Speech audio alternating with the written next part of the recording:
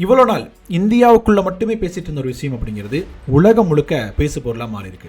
ஐநா இந்தியாவை நோக்கி மிக கடுமையான கண்டனங்களோட கடிதம் ஒன்றை எழுதியிருக்கிறாங்க.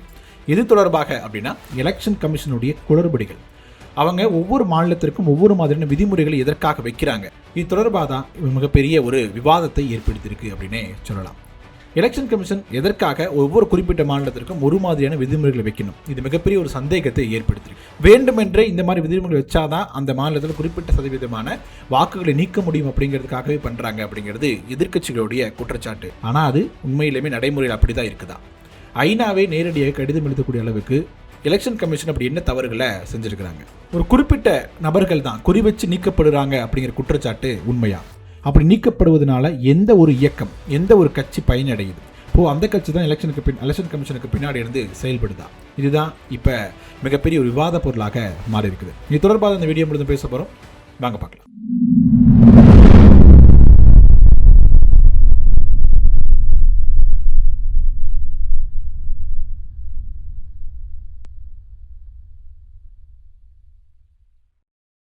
வணக்கம் மக்களே, நான் உங்கள் மது, கோப்பாசையிலிருந்து.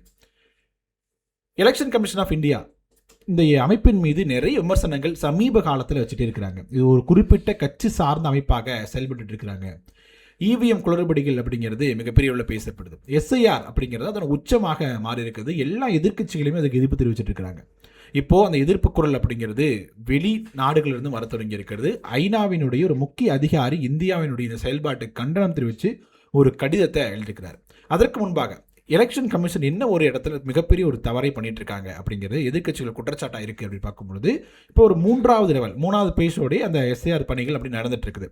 முதல் 2 பேஸ் முடிஞ்சு 3வது பேஸ் நடந்துட்டு இருக்குது. ஒவ்வொரு பேஸ்லையும் பார்த்தீங்க அப்படின்னா ஒரு மாதிரியான விதிமுறைகள் அப்படிங்கிறது வைக்கப்பட்டிருக்கு அப்படிங்கிறது தான் வைக்கக்கூடிய மிக முக்கியமான குற்றச்சாட்டாக இருக்குது. முதல்ல பார்த்தோம் அப்படின்னா பீகாரில் அந்த முதல் பேஸ், அதாவது எஸ்ஐஆர் அப்படின்னு பணிகள் தொடங்கப்படுது. அப்போ பீகாரில் எஸ்ஐஆர் பணிகள்லாம் இப்படி தான் இருக்கும் அப்படின்னு எலெக்ஷன் கமிஷன் ஒரு வரைமுறையை கொடுக்குறாங்க. அதில் என்ன சொல்கிறாங்க அப்படின்னா, எனுமரேஷன் ஃபார்ம் அப்படிங்கிற ஒரு ஃபார்மை ஃபில் பண்ணணும். அதோடு சேர்த்து 11 ஆவணங்களை நீங்கள் என்ன பண்ணணும் அப்படின்னா பட்டியல் கொடுக்கணும். 11 ஆவணங்களில் ஏதாச்சும் ஒரு ஆவணத்தை வந்து நீங்கள் சப்மிட் பண்ணனா உங்களுக்கு வந்து ஓட்டர் ஐடி கிடைக்கும் அப்படிங்கிறது அவங்களுடைய வாதமாக இருந்துச்சு. அதில் அது ரூல்ஸ், இன்னும் சில வயது தொடர்பான ரூல்ஸ் இருந்துச்சு. என்ன அப்படின்னா, ஜூலை 1, 1987 முன்பாக பிறந்திருந்தீங்க அப்படின்னா, அதாவது 87லேருந்து 2004 நீங்கள் பிறந்திருந்தீங்களோ, 87 முன்பாக பிறந்திருந்தீங்க அப்படின்னு 2 வகையாக பிரிக்கிறாங்க. 87 முன்பாக பிறந்திருந்தீங்க அப்படின்னா நீங்கள் பிறந்த தேதியும் சரி பிறந்த இடத்தையும் நிரூபிக்கணும். அதற்கு உங்களுடைய ஏதாச்சும் ஒரு சான்றிதழ் இருக்கணும் அப்படிங்கிறது முதல் விதி. 2வது, அந்த 87க்கும் 2004க்கும் நடுப்பட்ட காலத்தில் பிறந்திருந்தீங்க அப்படின்னா உங்கள் அப்பாவோ இல்லை அம்மாவுடைய அந்த பர்த்தோட ஸ்டேட்டஸ் இருக்கு இல்லையா, அதை வந்து ப்ரூவ் பண்ணுறதுக்கு உங்களுக்கு ஒரு டாக்குமெண்ட் இருக்கணும். அப்படி நிறைய விஷயங்கள் பேசப்படுது. அப்போ 2004 அதுக்கு பின்பு வந்தீங்க அப்படின்னா 2 பேர்த்தோட, அதாவது அப்பா அம்மா 2 பேர்த்தோடைய இந்த பர்த் வந்து உறுதி பண்ணப்படணும், அதுக்கான டாக்குமெண்ட் ஒன்று இருக்கணும் அப்படின்னு சொல்கிறாங்க. இதில் கவனிக்க வேண்டிய விஷயம் என்ன அப்படின்னா, எலெக்ஷன் கமிஷன் ஆஃப் இந்தியா இந்த ஆதார் கார்டை ஒரு ப்ரூஃபாக எடுத்துக்கல. அதாவது இந்த 11 ஆவணங்களில் ஒரு ஆவணமாக ஆதார் கார்டு இல்லை. அது பல்வேறு நபர்கள், பல்வேறு அமைப்புகள் வந்து எலெக்ஷன் கமிஷன் இந்த வாதத்தை முன்வைக்கிறாங்க. அது எதையுமே ஏற்றுக்கலாத எலெக்ஷன் கமிஷன் கடைசியில் உச்சநீதிமன்றம் வரைக்கும் போகுது. உச்சநீதிமன்றத்தின் அழுத்தத்திற்கு பிறகு 12வது ஆவணமாக இந்த ஆதார் கார்டை சப்மிட் பண்ணால் போதும் அப்படிங்கிற மாதிரியும் சொல்கிறாங்க. அப்போ நீங்கள் கவனிச்சிங்க அப்படின்னா அந்த ஃபார்ம் இருக்குல்ல, எனுமரேஷன் ஃபார்மை சப்மிட் பண்ணக்கூடிய டேட்டை மாற்றுறதா இருக்கட்டும், சில விஷயங்களை தொடர்ந்து இந்த முகாம் அமைக்கக்கூடிய இடங்களை மாற்றுறது அப்படின்னு நிறைய விஷயங்கள் அடிக்கடி மாற்றப்பட்டுக்கிட்டே இருந்தது அப்படிங்கிறதும் மிகப்பெரிய ஒரு சந்தேகத்தை ஏற்படுத்துச்சு அப்படிங்கிறது எதிர்க்கட்சிகளுடைய குற்றச்சாட்டாக இருக்குது. முதல் பேஸ் எப்படியோ பல்வேறு குளறுபடிக்கு நடுவில் நடந்து முடியுது. 2வது பேஸ் தொடங்குது. அதுதான் தமிழ்நாடு, மேற்கு வங்கம் உள்ளிட்ட மாநிலங்களில் இருக்குது நடக்கக்கூடிய அந்த 2வது பேஸ். அப்போ இதுக்கு முன்னாடி சொன்னாங்களே இந்த 11 ஆவணங்கள், அந்த கான்செப்டை விட்டுட்டாங்க. இப்போ புதுசாக இங்கே ஒன்று கொண்டு வராங்க. என்ன அப்படின்னா, இப்போ இருக்கக்கூடிய நபர் வந்து அவங்களோட இதுக்கு முன்பு வந்து பார்த்தீங்கன்னா 2002 to 2004 அந்த அங்கே ஒரு ஓட்டர் லிஸ்ட் வெரிஃபிகேஷன் நடந்திருக்கும் இல்லையா, அதில் உங்களுடைய பேர் இருக்கணும். அதுக்கப்புறம் நீங்கள் பிறந்திருந்தீங்க அப்படின்னா உங்களுடைய தந்தையோ இல்லை தாய் அவங்களுடைய பேரோட நீங்கள் லிங்க் பண்ணணும் அப்படிங்கிற ஒரு புதிய விதிமுறையை கொடுக்குறாங்க. இதில் இன்னொரு முக்கியமாக கவனிக்க வேண்டிய விஷயம் என்ன அப்படின்னா, அங்கே இருக்கக்கூடிய ஸ்பெல்லிங் மிஸ்டேக் இருக்குது. அதாவது நீங்கள் தமிழ் மொழியில் உங்கள் பேர் இருக்குது, இல்லை வங்காளத்து மொழியில் இருக்குது அப்படின்னா அது ஆங்கிலத்தில் மொழிபெயர்க்கும் போது ஏதோ ஒரு ஸ்பெல்லிங் மிஸ்டேக் வருது அப்படின்னா அந்த ஓட்டர் அந்த வாக்காளருடைய அந்த வாக்காளர் அட்டை அப்படிங்கிறது பிளாக் பண்ணப்படும் அப்படிங்கிறது அப்படிங்கிறத அந்த ஒரு முக்கியமான விஷயம். ஸோ இதன் காரணமாக லட்சக்கணக்கான பேர் வந்து எல்லா ஆவணங்கள் இருந்தாலும் கூட சின்ன சின்ன ஸ்பெல்லிங் மிஸ்டேக்லாம் காரணம் காட்டி அவங்களுடைய வாக்குகள் பறிக்கப்பட்டது அப்படின்னு சொல்லியிருக்காங்க. குறிப்பாக சொல்லணும் அப்படின்னா வெஸ்ட் பெங்காலில் மட்டுமே 27 லட்சம் பேர் வந்து ஓட்டர் லிஸ்ட்லேருந்து நீக்கப்பட்டிருக்காங்க. இதில் குறிப்பிட்ட சதவீதம் பேர் என்ன பண்ணியிருக்காங்க, நேரடியாக உச்சநீதிமன்றம் வரைக்கும் போயிருக்கிறாங்க. அவங்க மிகப்பெரிய அளவில் அங்கே சட்ட ரீதியான போராட்டத்தை நடத்திருக்கிறாங்க. அதுக்கு பிறகு அவங்களுக்கு வந்து ஒரு சட்ட ஆணையம் அமைக்கப்பட்டது. அவங்க வந்து விசாரணையும் பண்ணிட்டு இருக்காங்க அப்படின்னு சொல்லப்படுது. எது எப்படியாக இருந்தாலும் 2026 தேர்தலில் 27 லட்சம் பேர் வாக்கு செலுத்த அனைத்து விதமான ஆவணங்கள் இருந்தாலும் கூட அவங்களால வாக்கு செலுத்த முடியல அப்படிங்கிறது தான் மிகப்பெரிய கவனிக்கப்பட வேண்டிய விஷயமாக இருக்குது. சரி, 2 பேஸ்கள் இதுக்கு பல்வேறு குளறுபடிக்கு நடுவில் நடந்து முடிஞ்சிருச்சு. அதுக்கு தொடர்பான வழக்குகளும் உச்சநீதிமன்றத்தில் இருக்குது. இப்போ 3வது பேஸ் அப்படிங்கிறது தொடங்குது. அங்கே வந்து பார்த்தீங்கன்னா மொத்தம் 19 மாநிலங்கள் இதில் பங்கேற்றிருக்காங்க. அதாவது டெல்லி, ஹரியானா, பஞ்சாப், மகாராஷ்டிரா, ஒடிஷா, தெலுங்கானா அப்படின்னு இன்னும் 19 மாநிலங்கள் மொத்தம் பதிவு பண்ணிட்டு இருக்கு. இதில் ஃபார்ம் 6 அப்படிங்கிறதா இந்த 3வது பேஸில் பேசு பொருளாக மாறி இருக்குது. ரொம்ப சர்ச்சைக்குரியதாக மாறி இருக்கு அப்படின்னு சொல்கிறாங்க. அதாவது இப்போ நீங்கள் தான் ஃபர்ஸ்ட் டைம் ஓட்டர்ஸ், நீங்கள் வந்து பார்த்தீங்க அப்படின்னா வாக்காளராக நான் பதிவு செய்யணும் அப்படின்னு நீங்கள் ஆன்லைனில் அப்ளை பண்ணுறீங்க அப்படின்னா அங்கே என்ன வரும் அப்படின்னா ஒரு அப்டேட் பண்ணியிருக்கிறாங்க. எந்த ஒரு அரசாணையோ இல்லை அஃபீஷியலாக எந்த ஒரு தகவலுமே இல்லை. எப்படி சொல்லியிருக்காங்க அப்படின்னா நீங்கள் ஃபார்ம் ஃபில் பண்ணும் பொழுது நீங்கள் ஃபஸ்ட் டைம் ஓட்டராக இருக்கும் பொழுது 2002 to 2004 அந்த காலகட்டத்தில் உங்களோட தந்தை தாயினுடைய பெயர் எப்படி இருந்தது அதோட இன்ஃபர்மேஷனை நீங்கள் வந்து மெர்ஜ் பண்ணணும் அப்படிங்கிறதா அந்த விதிமுறையாக இருக்குது. ஸோ ஒருவேளை நீங்கள் மெர்ஜ் பண்ணல அப்படின்னா அந்த ஒரு வெப்சைட் வந்து ஃபுல் ஆகாது. சப்மிட் அப்படிங்கிற பட்டன் கிளிக் பண்ண முடியாது, ஆன் ஆக முடியாது அப்படிங்கிறது ஒரு விதி.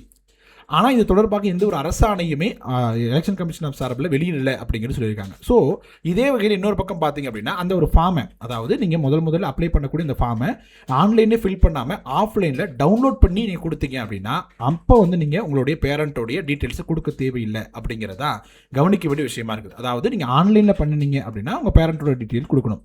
அதே டீட்டெயில்ஸை நீங்கள் ஆஃப்லைனில் டவுன்லோட் பண்ணி இந்த ஃபார்மை பிரிண்ட் அவுட் எடுத்து ஃபில் பண்ணி கொடுத்தீங்க அப்படின்னா உங்கள் பேரண்ட்டோட டீட்டெயில்ஸ் கொடுக்க தேவையில்லை அப்படிங்கிறதா மிகப்பெரிய முரண்பாடாக இருக்குது. ஸோ லட்சக்கணக்கான வாக்காளர்கள் நீக்கப்படுவதும் சேர்க்கப்படுவதும் எஸ்ஏல நடந்துட்டு இருக்கக்கூடிய நேரத்தில் இது ஆன்லைனுக்கு ஒரு விதி, ஆஃப்லைனுக்கு ஒரு விதி. ஒரே ஃபார்ம் தான் ஃபில் பண்ணுறோம், ஆனால் ஆன்லைனில் பண்ணலாம் ஒரு விதிமுறை, ஆஃப்லைனில் பண்ணால் ஒரு விதிமுறை அப்படிங்கிறது எப்படி சரியாக இருக்கும் அப்படிங்கிறத இப்போ மிகப்பெரிய ஒரு விவாத பொருளாக மாறிட்டு இருக்குது. ஸோ இது போன்ற நேரத்தில் தான் ஐநாவினுடைய ஒரு முக்கிய அதிகாரி ஒரு கண்டன அறிக்கையை வந்து ஒரு கடிதத்தை வந்து இந்திய அரசை நோக்கி கேட்டிருக்காரு, ஒரு கடிதத்தை அனுப்பியிருக்காரு. அதில் என்ன குறிப்பிட்டிருக்காரு அப்படின்னா இங்கே நடக்கக்கூடிய எலெக்ஷன் கமிஷனுடைய அந்த செயல்பாடுகள் அப்படிங்கிறது குளறுபடிகள் நிறைவாக இருந்திருக்கு, நிறைய குளறுபடிகள் இருந்திருக்கு அப்படிங்கிறத குறிப்பிட்டு பேசியிருக்கிறாரு. அதையும் தாண்டி என்ன சொல்லியிருக்காரு அப்படின்னா ஒரு குறிப்பிட்ட கட்சி சார்ந்து ஒரு அரசியல் செயல்பாடு போல இந்த எஸ்சிஆர் பணிகள் அப்படிங்கிறது நடந்திருக்கு அப்படின்னு சொல்றாரு. அதாவது குறிப்பிட்ட சமூகத்தை சேர்ந்தவர்கள், குறிப்பிட்ட இயக்கத்தை சேர்ந்தவர்கள் குறிவித்து அந்த எஸ்சிஆரில் வந்து தூக்கப்பட்டிருக்கிறாங்க அப்படின்னு சொல்றாங்க. இவங்க நிறைய ஆதாரங்கள் எடுத்து போட்டாலும் குறிப்பாக என்ன சொல்றாங்க அப்படின்னா நந்திகிராம் பகுதி, அதாவது வெஸ்ட் பெங்கால் இருக்கக்கூடிய நந்திகிராமில் இது அதிகமாக நடந்திருக்கு அப்படின்னு சொல்றாங்க. நந்திகிராம் அப்படிங்கிறது இப்போ முன்னாள் முதலமைச்சராக இருந்த மம்தா பானர்ஜி அவர்கள் போட்டி போட்ட ஒரு தொகுதியாக இருக்குது. அந்த தொகுதியில் பார்த்தீங்க அப்படின்னா ஒரு குறிப்பிட்ட விஷயம் பேசப்படுது. அதாவது இஸ்லாம் சமூகத்தை சேர்ந்தவர்கள், சிறுபான்மையினராக இருக்கக்கூடியவர்கள் அதிகமாக நீக்கப்பட்டிருக்கிறாங்க அப்படின்னும் அனைத்து ஃபார்ம் அதாவது டாக்குமெண்ட்ஸும் இருந்தாலும் கூட ஏதோ ஒரு காரணம் காட்டி சிறிய எழுத்துப்பிழை இருக்குதோ இல்லை ஏதோ ஒரு விஷயத்தை காரணம் காட்டி அவங்களுடைய பெயர் அந்த எஸ்ஏஆர் படிவத்திலிருந்து நீக்கப்பட்டிருக்கிறது அப்படின்னும் சொல்லியிருக்கிறார். ஐநா கண்டன குரல் ஒரு பக்கம் இருக்கு, இன்னொரு பக்கம் வந்து தேர்தல் ஆணையர் என்ன சொன்னார் அப்படின்னா தேர்தல் வருவதற்கு முன்பாக இந்த எஸ்ஏஆர் நடக்கும், அப்போ தான் வந்து சரியாக ஒரு முறையில் தேர்தல் செலுத்தும் போது பார்த்தீங்கன்னா சரியான அளவிலான வாக்காளர்கள் இருப்பாங்க அப்படிங்கிறது அவங்களுடைய வாதமாக இருந்துச்சு. தொடர்ந்து அப்படி தான் சொல்லிட்டே இருந்தாங்க. எலெக்ஷன் கமிஷனர் நேரடியாக பேட்டிகளில் அதை தொடர்ந்து நிறைய டைம் சொல்லிட்டு இருந்தார். ஆனால் இப்போ பேஸ்டிங் நடக்கக்கூடிய 19 மாநிலங்களில் பெரும்பாலான மாநிலங்களில் எலெக்ஷன் அப்படிங்கிறது இன்னும் 2 ஆண்டுகள் 3 ஆண்டுகள் இருக்கக்கூடிய அந்த கேப் இருக்கும் பொழுது எதற்காக இவ்வளோ முன்கூட்டியே நீங்கள் வந்து செய்யணும், அதாவது எஸ்ஏஆர் பணிகள் செய்யணும் அப்படிங்கிறது தான் மிகப்பெரிய ஒரு கேள்வியாக இருக்குது. ஏன் இந்த இதுக்கு முன்னாடி என்ன காரணம் சொன்னாங்க அப்படின்னா கடைசி நேரத்தில் அதாவது இருக்கும் 2-3 மாதங்கள் இருக்கும் பொழுது நீங்கள் செஞ்சீங்க அப்படின்னா தான் ஏதாவது மாறுபாடுகள் இருக்கும் பொழுது சரியாக இருக்குமே ஒழிய 2 ஆண்டுகளுக்கு முன்னாடி பண்ணும்போது நீக்கப்பட வேண்டிய பட்டியல் அப்படிங்கிறது திருப்பியும் தயாராகிறோம். அப்புறம் பண்ணும்பொழுது நீக்குவது சேர்ப்பது கடைசி நேரத்தில் மீண்டும் ஒருமுறை பண்ண மாதிரி இருக்கும். அதனால எஸ்ஐஆர் அப்படிங்கிறதும் கடைசி தேர்தலுக்கு முன்பாக பண்ணுறது தான் சரியாக இருக்கும் அப்படிங்கிறது அவங்களுடைய வாதமாக தொடர்ந்து இருந்துச்சு.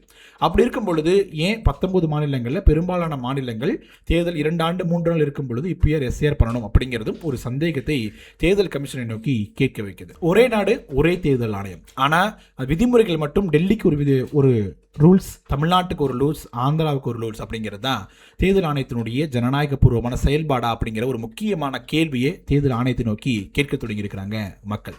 கம்ப்யூட்டரில் ஏற்படக்கூடிய சின்ன சின்ன எழுத்து பிழைகளுக்கு ஒருத்தருடைய வாக்குரிமையை நீக்குவது அப்படிங்கிறது எப்படி ஜனநாயக இந்த உலகிலேயே மிகப்பெரிய ஜனநாயக நாட்டிற்கு அழகாக இருக்கும் அப்படிங்கிறது பல்வேறு தரப்பில் வைக்கக்கூடிய குற்றச்சாட்டாக இருக்குது. எழுத்துப்பிழை வருது, ஆனால் எழுத்துப்பிழை எல்லாமே சிறுபான்மையினருடைய பெயர்களில் மட்டும்தான் அதிகமாக வருது அப்படிங்கிறது வைக்கக்கூடிய அதீத முக்கியத்துவம் வாய்ந்த ஒரு குற்றச்சாட்டாக இருக்குது. இது போன்ற செயல்பாடுகள் மூலமாக தான் தேர்தலின் மீதும் தேர்தல் ஆணையத்தின் மீதும் மக்கள் நம்பிக்கை இழந்துருவாங்களோ.